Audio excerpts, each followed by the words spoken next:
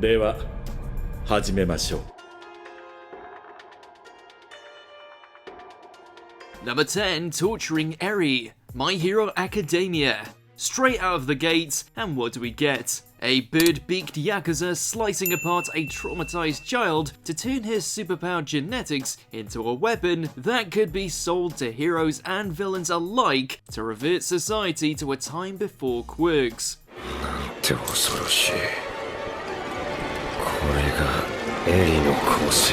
And considering Overhaul can remake a person's body instantly, he puts Eri through this multiple times. Even his boss knew this was too much, that his so-called bigger picture was one built on horrendous foundations.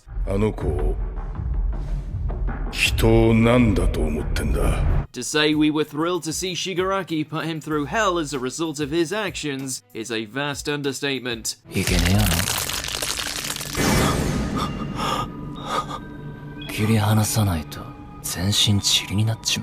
Number 9, kidnapping Haru, Beastars. If there's one thing that Legoshi will never tolerate, it's anyone who threatens his precious bunny waifu.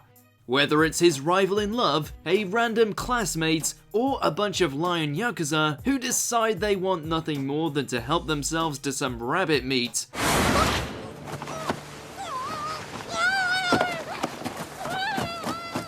By this point, you can bet we were all for Legoshi going full predator mode and shredding the brutes down to the last pelt. Just give these two a break, they've been through enough. Number 8, betraying Bam, Tower of God. She wanted to be a star and was willing to do anything to make that dream a reality, even if it meant killing the one person who loved her unconditionally.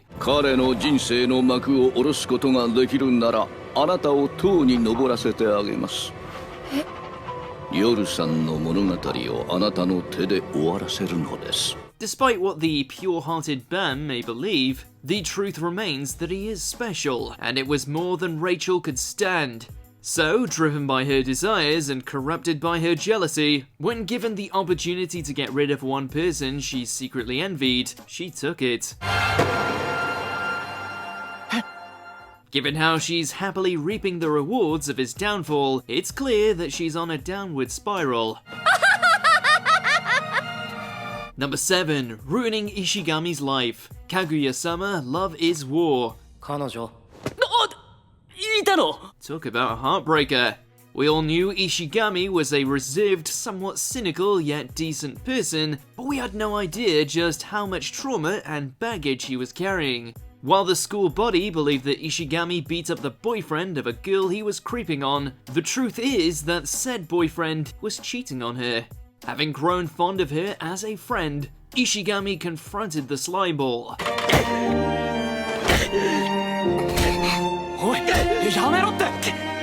When topics of revenge porn arose, our boy lost it, the outcome sadly resulting in the boyfriend spinning the tall tale that painted Ishigami as the villain.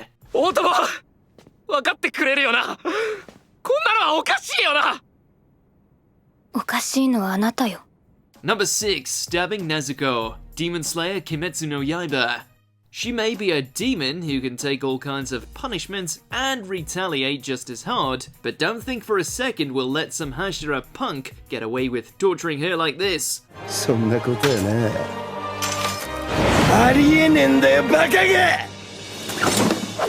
Refusing to believe that a demon could ever be used for the sake of good, Shinazugawa attempts to make an example of Nezuko by goading her into attacking him, which included repeatedly stabbing her and even enticing her with blood.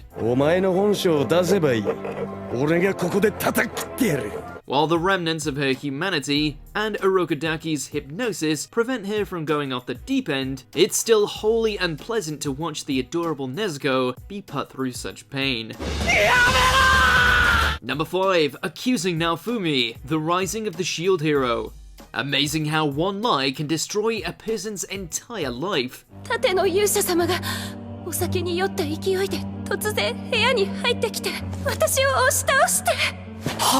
Fueled by her own greed for the throne, as well as her father's paranoid hatred for the shield hero, Myne showed zero sympathy or hesitation when it came to laying the groundwork for what would become a false accusation of assault, one that disgraced Naofumi, sent him hurtling into isolation, and borderline broke him. マイン、なんでお前そんなこと。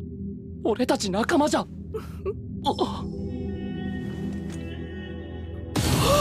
When you layer it with her pathological lies, sense of entitlement, willingness to have him painted as a literal demon, and frequent assassination attempts, the princess doesn't come out of this smelling like roses. あの女！てめえ！ Number 4. Breaking Emma's leg. The Promised Neverland. It may lack the gore and gratuity as seen in some other animated examples of parent hurts child, but the pure shock value of seeing Isabelle so callously break Emma's leg, then proceed to cradle her with an unflinching smile, is beyond unnerving.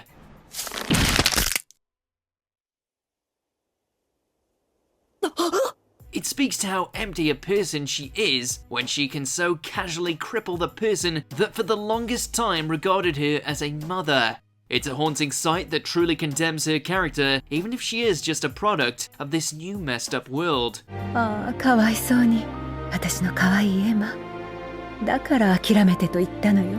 Number 3. Sacrificing Hyakimaru to demons. Dororo.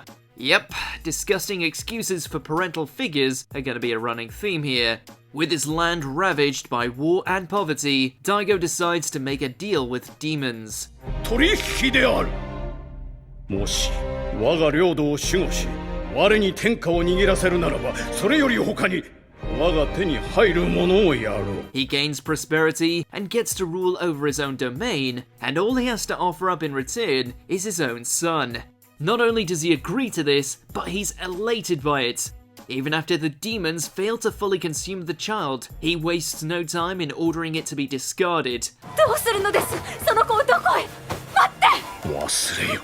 あれは初めからいなかったのだ。 Just when you thought he couldn't sink any lower, as soon as he learns that Hyakimaru is trying to reclaim his body, Daigo sets out to have him murdered to maintain his false peace. 今や国を脅かす兄上こそこの国にとっての鬼神。よくぞ言った他方丸。 Number 2. Nina Chimera. Fullmetal Alchemist Brotherhood. When desperate enough, some individuals prove that they're willing to bend their moral compass ever so slightly if it means protecting something they love. ニーナ、明日はお父さんと一緒に遊ぼうか。 Fusing your daughter with a dog in order to create a talking chimera purely to retain a state alchemist license? There's no coming back from that. ジンゴを理解するキメラだ。見てくれ。いいかい、この人はエドワード。What's worse is the sheer jubilation we see on display as Shotaka revels in his creation, appearing almost exalted at what he has accomplished, despite the fact he turned his own child into a monster. Number 1. Bondrud's Experiments, Made in Abyss. You know you're pushing the boundary when you introduce children into a possibly harmful situation, but this white whistle went well beyond what we thought a villain in this series could do. 可愛らしい生態を2つも使うのは惜しいですが、2人とも仲良しです。きっと成功しますよ。 Utterly without compassion save for his experiments, Bondrud didn't hesitate to send Miti and Nanaji hurtling to the bottom of the abyss just to see what effects the curse would have, resulting in both being transformed into hollows. Miti in particular went through an agonizing ordeal, as her body is melted into a sentient blob that can never truly die, no matter how much punishment is inflicted. How do we know this? Because Bondrud tried it. Someone incinerate him already. 素晴らしい。2人とも実に素晴らしい。 Did you enjoy this video? Check out these other clips from WatchMojo and be sure to subscribe and ring the bell to be notified about our latest videos.